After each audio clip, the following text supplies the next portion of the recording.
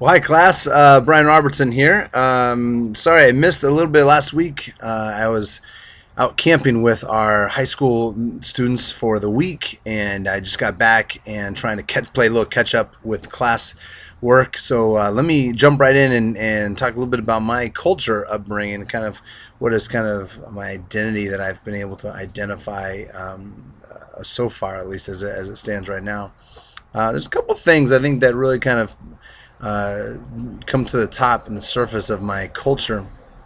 And the first is that obviously I'm a Caucasian male, and I've spent all of my life growing up in America. So part of my culture is a white American male, and that poses all sorts of complications as it relates to ministry and understanding the context of ministry, leading women.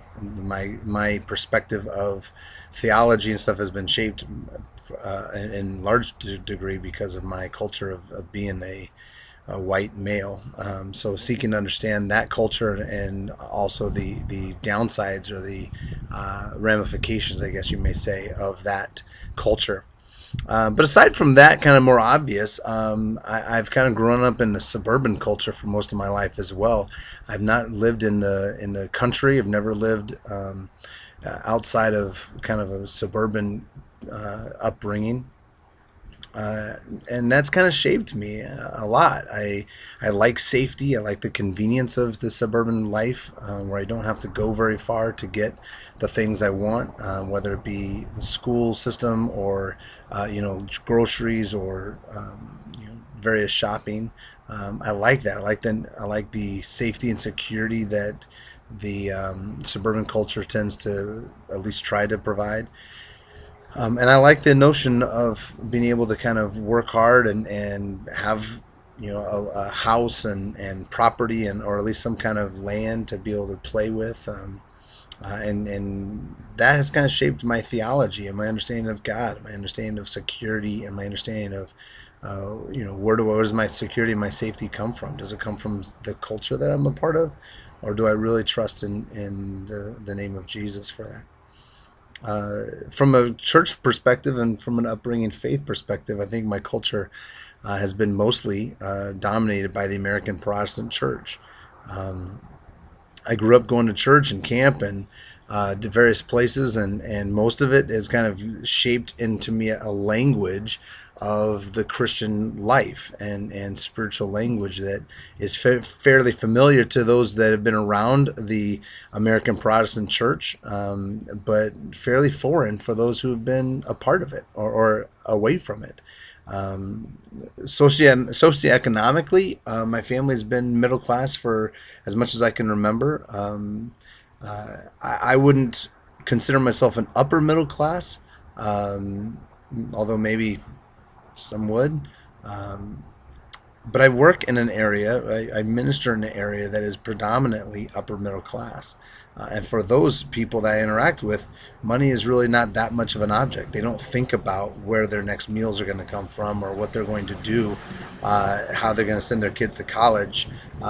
They struggle a little bit with that, but they don't struggle a whole lot with it. And so that kind of shapes how I understand my own purchases and college and standard of living, and that tends to kind of give a little bit of shaping there. Um, Education, my education culture, I would say is educated. I've always highly valued education. I think that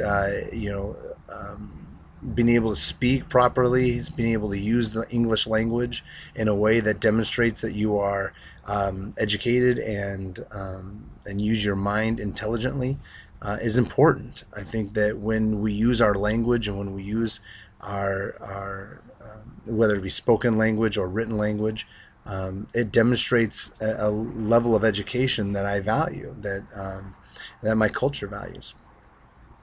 Downside of that is that sometimes I hear people speak and I hear them use slang terms that are improper, and sometimes I don't resonate with that as much.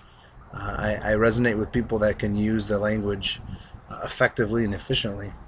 Um, Those are kind of some of the things that have shaped my culture, my identity as who I am, and definitely has a ramifications of being able to interact with people. Again, most of the people I interact with are upper middle class to upper middle class. They are educated. They live in suburbia, and they're a part of the American Protestant Church. So they're a part of the culture that I've been a part of. And so most of those people I have a way of interacting because they're within my same culture. Interacting outside of my culture is a little bit more foreign to me. I've been able to do that on mission trip opportunities and short term times, but long term, I think I would have a harder time connecting with someone that's outside of my own culture upbringing. So, yeah, guys, sorry that's a little bit over 5 minutes, but that's a little bit about me, and I look forward to kind of watching and listening to your guys' understanding of your own culture. So, thanks a lot.